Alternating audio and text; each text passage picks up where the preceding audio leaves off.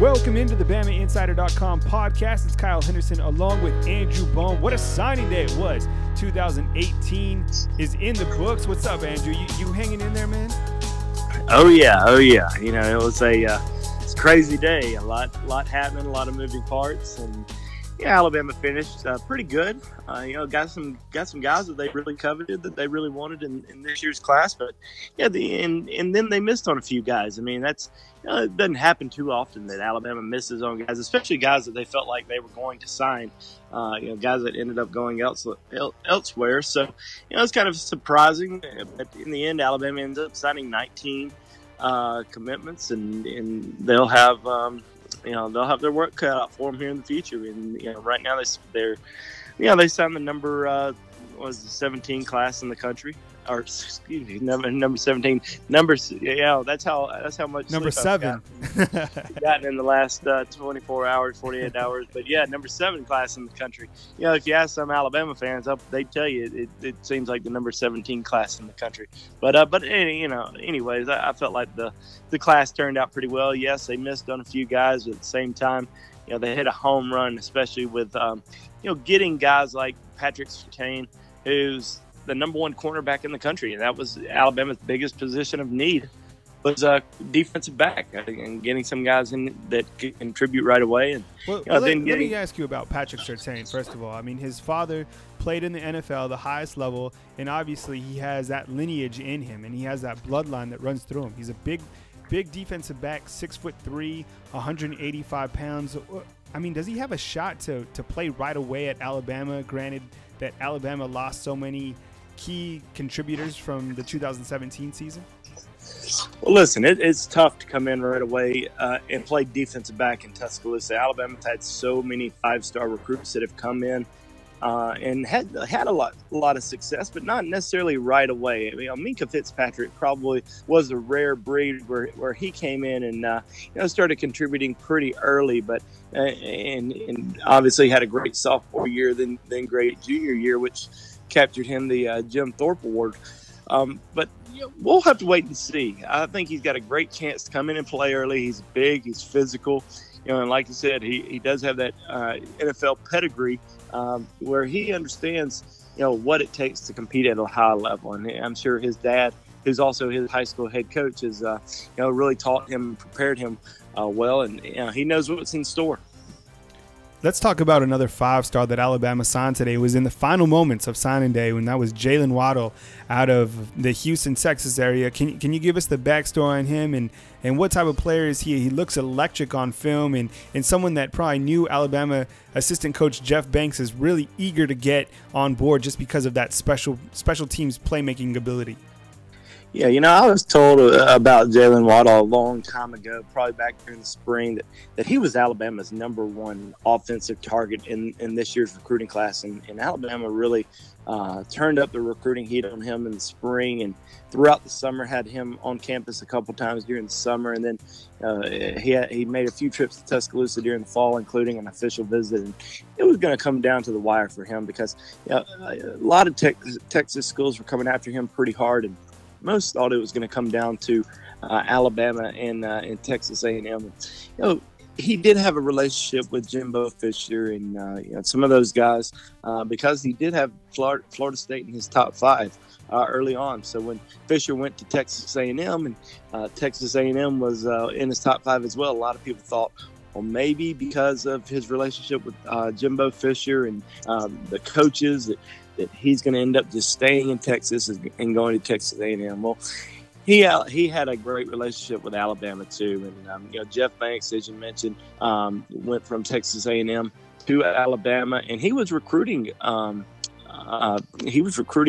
Waddle for a very long time for A&M, so he had that relationship there. And I think that Alabama just did a really good job kind of holding off Texas A&M, even though they made a really late push for him. And I kept seeing different people say, well, he's going to end up at Texas A&M. They've got a big lead. Well, that was never really the case. It was always Alabama. It was just, were they going to be able to hold off A&M until the end? And they were able to do that. So I know that Alabama is very excited to have him on board because, like I mentioned earlier, he was their top offensive target throughout the entire year. So getting him on board on National Signing Day, huge for them. We'll see how early he's going to be able to contribute, because Alabama has some young guys that shine this year, and I think he's got a chance to really come in and fit in with that group really well, because he's a big-time playmaker. We're talking with Andrew Bone on the BamaInsider.com podcast. My name is Kyle Henderson. You can subscribe to any of our podcasts on iTunes or Google Play. Just look for the BamaInsider.com podcast. Today was National Signing Day. We're doing a recap. You can catch all our coverage on BamaInsider.com, including what Nick Saban had to say about the class of 2018. Bone, can we talk about some guys that are lesser known that signed with Alabama today? Guys like four-star tight end Michael Parker, big kid, 6'6", 230 pounds. You also have Jaylen Moody, a linebacker out of South Carolina. And you have Eddie Smith, who also signed on board with the Crimson Tide. Can you highlight those three guys? Yeah, Alabama did sign some guys that were kind of under the radar, especially Eddie Smith, who back in early January started to get some interest from Alabama, and then shortly after the national championship game, received an offer from the Crimson Tide. I think a lot of people thought that maybe it was an offer because Alabama was going to miss out on some other defensive backs like Patrick Surtain or Tyson Campbell.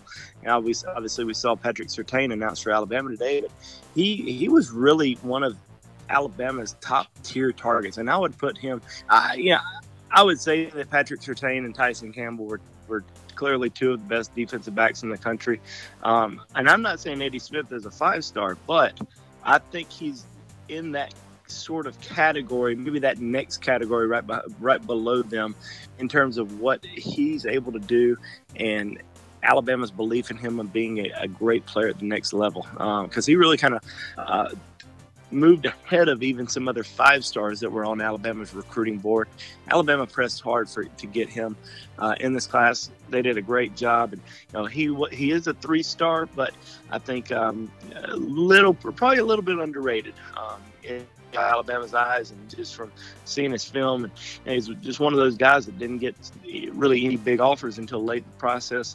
A lot of people in the recruiting industry didn't get a chance to see him. The only thing you can really go off of was film that he had from his senior year. Didn't play in any All-Star games, so didn't get a chance to see him go up against elite competition. But just based on how Alabama feels about him, I think they're very excited about his future. Jaylen Moody, one of those kids that completely flew under the radar. And I got a message a couple weeks ago saying that Alabama was going to go in and do an in-home visit with him, and I thought to myself, I never heard of this kid. There's no chance that Alabama ends up signing him.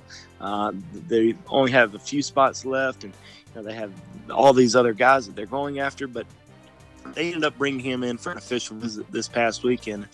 Basically told him, I said, well, listen, we want to sign an inside linebacker. We don't know what's going to happen with a few of the guys that we have committed. And, there's another guy, J.J. Peterson, who's committed to Tennessee, but, we're still heavily recruiting him, and, we think we've got a chance to sign him. We want to see what happens. We want to see what happens with Quay Walker and see if he ends up flipping his commitment. So when Alabama reached out to these guys this week, kind of making sure, these guys told them, we're going elsewhere. We're not signing with y'all, and gave Alabama gave Jaylen Moody a green light, and decided to give him a scholarship offer, and sent him an offer yesterday. But he's a under the radar kid, like I mentioned. He's listed at 6'2". He's probably closer to 6'1", and a half, about 220, 225 pounds. And Alabama definitely needed some depth in this class and at the linebacker position, and they need depth on the roster. Will he make a big impact? You never know. I think that there was a lot of schools who were intrigued by him late in the process, who definitely had some interest. I heard that Clemson was definitely interested very late. He's out of South Carolina, so they knew about him, and Alabama was able to get him on board. Excuse me. So, we'll see how he ends up developing, down the road. And then the third guy you mentioned, Michael Parker. in-state tight end who really impressed the coaching staff during the summer. Attended Alabama's camp a couple times and really stood out to them. But was tight end a big position of need this year? Not necessarily. But they were going after some other guys. Dominic Anderson, who signed with Tennessee in December. They had been recruiting Luke Ford, who signed with Georgia also in December. But Dominic Anderson had really kind of become their top target at the position. And they really liked Michael Parker a lot as well. So they knew they had some options there. And once Dominic Anderson ended up going to Tennessee, Michael Parker had an offer, committed shortly after, and then I think Alabama had talked to him a little bit about possibly blue shirting, and I don't think he minded that at all. I think that was kind of the plan going into the day. Hey, listen, if there's an opportunity for you to join the class, you're going to be a part of it. And Alabama missed on some guys, so they were able to put him in this recruiting class. But he's a big kid. He's 6'6", 235 pounds, physical blocker. Had a great senior season. I think he had just over 800 yards receiving, 10 touchdowns during his senior season. So he's can catch the ball, but also is a good blocker. We're talking with Andrew Bone of BamaInsider.com. You can catch all his coverage back on the website. Look for the Alabama Recruiting Board, which he manages. Does a great job bringing the nuggets all year round. And, the fans are certainly loving the information. And I wanted to talk to you now about the guys who are January early enrollees. Now, last year, Alabama had a ton of guys come in. This year, not too many early enrollees. Looks like 1, 2, 3, 4, 5. And I guess we'll start out with Saivion Smith and Jarez Parks.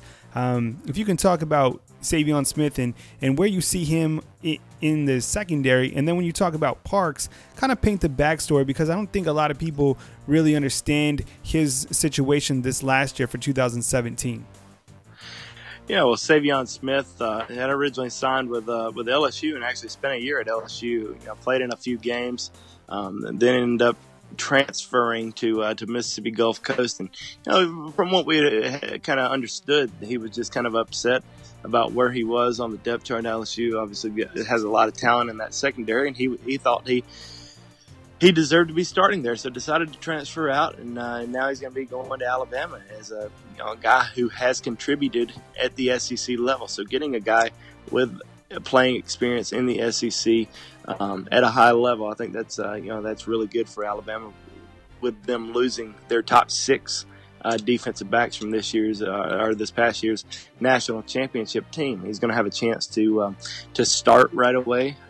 Will he end up being a safety, or will he play corner? I think it remains to be seen. Alabama will try him out at a few different positions this spring and go from there. Personally, I think he got a better chance at being a safety than a corner, but I think he's definitely going to give corner a shot.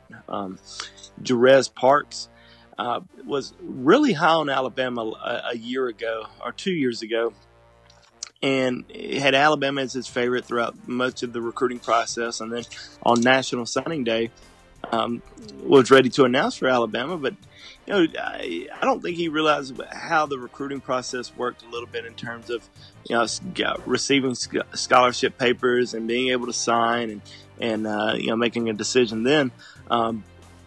Alabama didn't have scholarship papers for him, and he just kind of announced a commitment to Alabama. But basically he said that he would do a gray shirt instead of going anywhere else.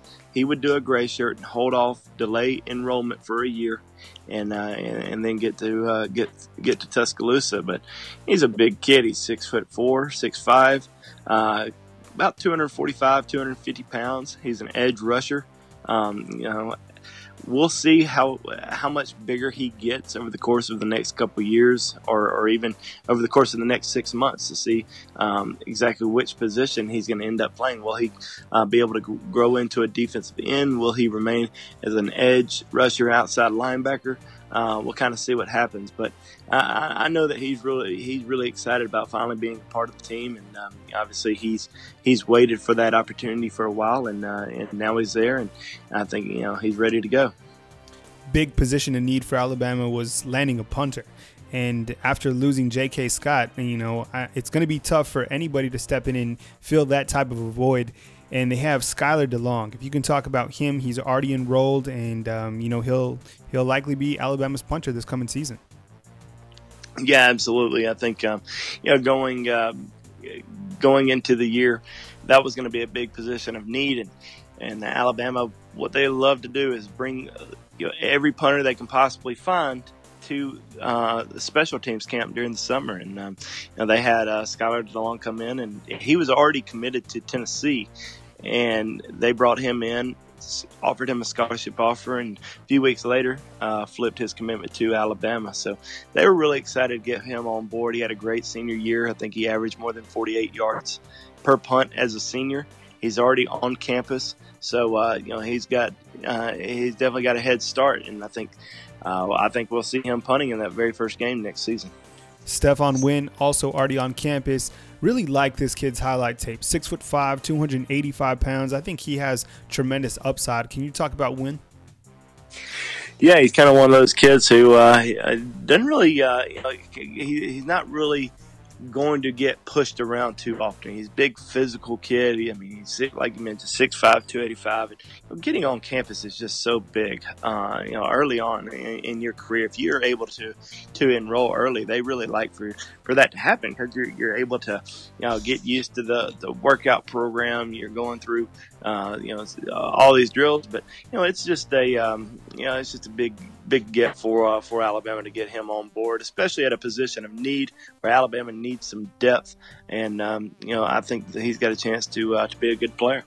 Also, already early enrolled in Tuscaloosa is Slade Bolden, Louisiana's Gatorade Player of the Year.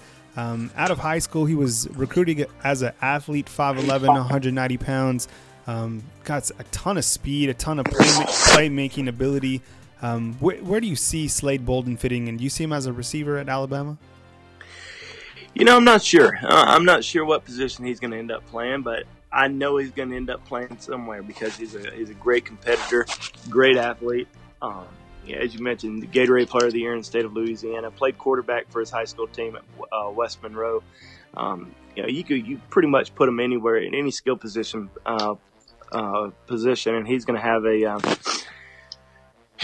a lot of success. But he could play running back, play wide receiver, could potentially play wildcat as a quarterback, could play on the defensive side of the ball. So we'll see what position he ends up playing. But I like this kid a lot. I think he's got a lot of upside, and he's one of the most energetic kids you'll ever talk to. And I think he just from talking to him and getting to know him a little bit, I think Alabama fans are going to be really excited about having him on board. Jaylen Armour-Davis out of Mobile, Alabama, is a defensive back, but I watched his highlight tape. He played a lot of receiver too, so he looks like a very athletic prospect coming in. Yeah, Jaylen, just a big commitment for Alabama, being one of the 2 in-state commitments for the Crimson Tide. Very physical, very, very athletic, very fast athlete. Played on both sides of the ball for his high school football team, which won the state championship this past year. I think it's big for him to go ahead and get on campus and go through winter workouts and be there with the team when spring ball starts, and see if he's got a chance to come in and contribute right away. But I think Alabama coaches very excited to have him on board. Walking right through the class of 2018 with Andrew Bone of BamaInsider.com. My name is Kyle Henderson. And you can catch all our coverage on the website, BamaInsider.com, Alabama'sRivals.com site. Talking about guys who signed in December but will be arriving in June. And I think you have to start off with Eyabi Anoma, the Rivals.com 5-star, tremendous athlete, 6'5", 235 pounds. Talk about him, and if you think he's got a shot to, potentially play this year. I know it's tough to say, but I mean, just based off his, kind of physique and what he brings, I mean, he certainly could. Yeah, I mean, just an absolute freak. One of the best pass rushers in the entire country. He had a great performance in the Under Armour All-America game. I think he had 2.5 sacks, and was in the backfield just several times throughout the entire game, playing up against the best players in the country. And I think Alabama was really excited when they were able to get him committed and signed in December, so they weren't having to worry about, was he going to take any additional visits or go anywhere else in January. So, big get for Alabama. Tosh Lapoy did a great job recruiting him throughout the entire process, and one of the 3 5-star commitments for Alabama in this year's class, and really one of their, obviously one of their key overall targets that they were able to sign. Alabama, as you mentioned several times, needed strength and depth in the secondary, and Josh Jobe should do just that. He'll be arriving in June, 6 foot, 175 pounds. Another guy with just a fantastic highlight tape. Can you highlight Josh Jobe?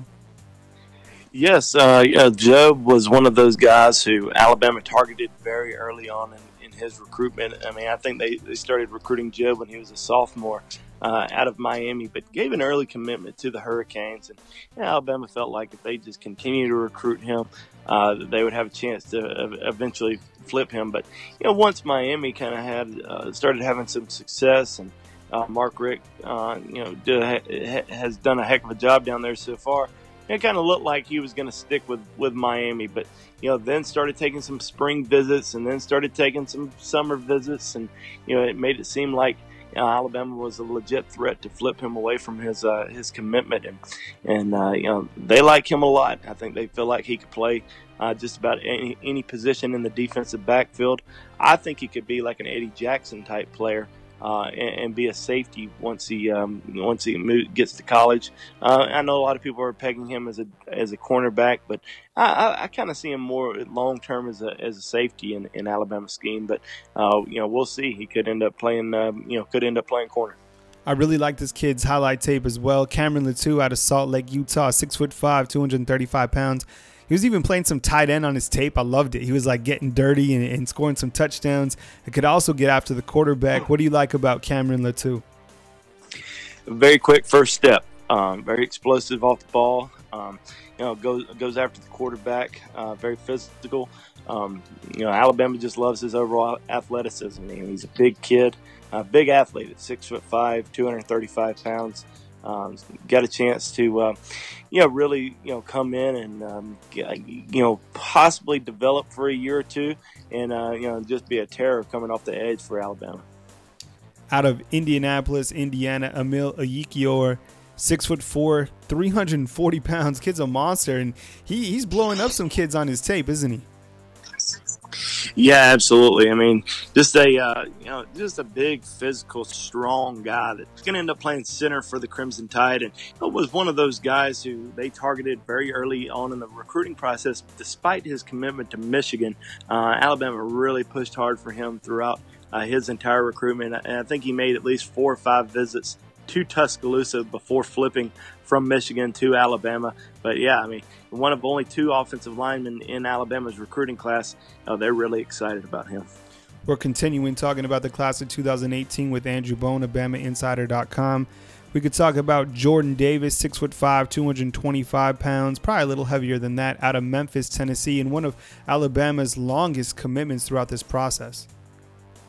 Yeah, I mean, Alabama's first commitment in the 2018 recruiting class, and I remember when he committed to Alabama. I think Alabama was his first or second offer, and as soon as that offer came through and he committed, he started getting a bunch of offers and started taking visits, and really became a big target for a lot of schools like LSU and Tennessee and Florida State, Georgia, and just a lot of schools came after him. But he stayed true with his word throughout his entire recruitment. Didn't ever waver. Didn't take any official visits elsewhere. Did take a few spring visits, but it wasn't really anything. And stayed committed and signed early. But I think he's pretty excited about Alabama. Had a great senior season. I think he had 18 sacks on the year. So he's going to be one of those pass rushers. But we'll see what position he ends up playing. Will he end up being an edge rusher, outside linebacker, or will he end up being a defensive end? I think he's going to grow into a defensive end. He's about 245 pounds right now. And I remember Jonathan Allen being sort of similar to that when he came in. Jonathan Allen was about 245, 250 pounds, and I could easily see him putting on, 40, 50 pounds by the time he's a senior or a junior or a senior. 6'7", 315-pound Tommy Brown. His father actually threw the shot put, I believe, at Alabama. Committed from the class of 2018. He will be arriving in June. Talk about Tommy Brown. He's out of Santa Ana, California. Yeah, big kid. As you mentioned, just big, physical, strong kid. Played at the best high school football program in the country, Mater Day. So they ended up winning the national championship in high school football this year. So it comes from a great high school football program.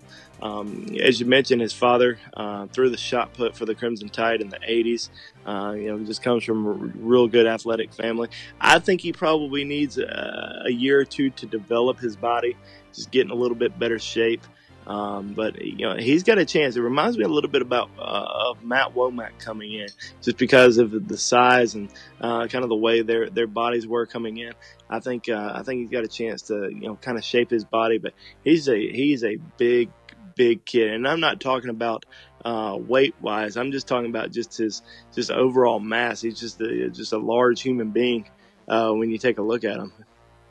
Xavier Williams, a wide receiver out of Hollywood, Florida, 6 foot, 180 pounds. He's a Rivals 4-star. Can you highlight Williams? Yeah, a lot of speed, very fast, very quick. One of the biggest question marks on him were his hands. We had seen him at a few football camps, and he caught about 50% of the passes that were thrown to him, and not necessarily passes that were being underthrown, just some easy passes that he should have caught. So we kind of questioned that a little bit, but then we started seeing him in games, and we started seeing him at the Under Armour All-American game and throughout practice throughout the week. He just had great showing down there, and kind of improved his hands, caught pretty much everything that was thrown his way. So one of Alabama's early commitments, but you never knew what was going to happen with him. He was recruited early on by Mario Cristobal and Billy Napier, and then both those guys ended up leaving. Billy Napier went to Arizona State, now Louisiana Lafayette head coach, and Mario Cristobal went to Oregon as the offensive line coach, now the head coach at Oregon.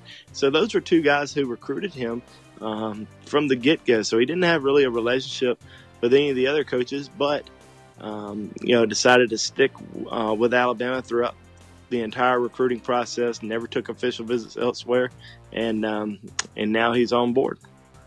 Alabama signed one running back this year, and that is Jerome Ford, who's out of Florida, 5'11", 200 pounds, only a 3-star. What's your take on Jerome Ford? Well, it reminds me a lot of Josh Jacobs, the ability to catch the ball coming out of the backfield. He can split out wide. He can run between the tackles. He can do a lot of different things. He's got a lot of speed, a lot of quickness, smaller type back. Alabama wasn't planning on signing several running backs this year. It was pretty much they were trying to sign one guy.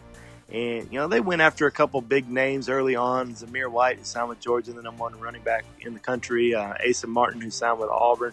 But Jerome Ford, very electric type football player that can do a lot of different things in your offense. So I think Alabama is happy to have him, and next year be a little bit more focused on the running back position. I think Alabama will try to sign at least two big physical running backs. Christian Barmore is our last prospect to highlight. 6'6", 290 pounds. He's that big boy that Alabama was chasing, and they got him from Philadelphia.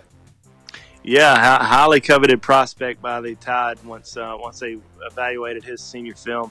Really became one of Alabama's top overall defensive targets. Really looking for a big physical defensive lineman who can make plays. He started his career out as an offensive lineman and then moved to defense as a senior, and really kind of blew up during his senior year. He got offers from schools all over the country, including Alabama and Georgia, and Alabama was able to get him on board during the early signing period. Signed him on December the 20th. I think he's got a chance to really develop and be a very good football player. There were some academic questions early on with him. I think I think some of those questions have been answered, and maybe he still has a little bit of work to do in the classroom. But Alabama wouldn't have signed him if they thought that he was going to have to go to the JUCO route. They strongly believe that he'll be able to fully qualify. Andrew, before I let you go, this class is solid, right? I mean, people don't need to panic. We saw a lot of panic throughout the day, and I get it. It's frantic when you don't get the guy that you want. But this class, I mean, granted, there's still some room, but I mean, this is a solid class, right? I mean, number 7 in the nation. Yeah, I think so. Obviously, there was a little bit of disappointment in the end because you miss on a couple of in-state kids like Justin Ross and Malik Langham, who I think Alabama felt like they were going to get those two guys on board, and then you lose Bobby Brown. But the rest of the class, very, very impressive, especially with the coaching turnover. I mean, there's been so many assistant coaches who've gone elsewhere, especially, you lose your offensive and your defensive coordinator 2 years in a row. And then Kirby Smart the year before that. So, it was just, I guess not the year before. You lost an offensive coordinator 2 years in a row, and then you lose a defense coordinator this year, and then Kirby 2 years ago. But I'm telling you, the things that they've had to battle and overcome, and then get the class that they were able to get. I mean, you signed only 19 players, but still the number 7 class in the country. Very impressive. And Coach Saban went after some young guys in terms of coaches this year, some guys that may not necessarily be looking for a head coaching job right away. Of course, eventually they're going to end up wanting to be a head coach somewhere, but I think he went after some guys who may be around for a few years and not necessarily looking for a head coaching job in the SEC or somewhere else like that next year. They're looking to build their career and work as an assistant coach at Alabama and develop themselves as elite recruiters, and I think they are. I think you look at the guys that they brought in, Jeff Banks, Carl Scott, Josh Gaddis, Pete Golding. I think that I think those guys have a chance to be really good recruiters. Plus, you keep some of the guys on staff that were considered two of your best recruiters. Tosh Chapoy is probably if not the best, one of the best recruiters in the entire country, and then Mike Loxley. So you keep some good guys on board, plus bring in some elite young talent. That's going to be it's going to be interesting to see how the 2019 class shapes up, because Alabama has not gone through a period where they haven't finished number 1 in recruiting. So you just have a feeling that in the last 10 years, so you have a feeling that Nick Saban and this coaching staff, they're going to be pretty fired up going out on the recruiting trail. Plus, you can sign a full class next year after only signing 19, 20, or I guess 20 guys. With Jarez Parks, you only signed 20 guys this year, so you got a chance to add a full class next year, and I'm sure they're going to be going after the best talent in the country once again. Hey, if you like what you're listening to, then you can get it all the time on BamaInsider.com. Andrew Bone always dropping the nuggets. I'm kind of tying everything together, and Tony Tsoukalis is our team writer who does a fantastic job. Read a scoop today from what Nick Saban had to say on the 2018 class. From Tuscaloosa, Alabama, this is Kyle Henderson and Andrew Bone, and you're listening to the BamaInsider.com podcast.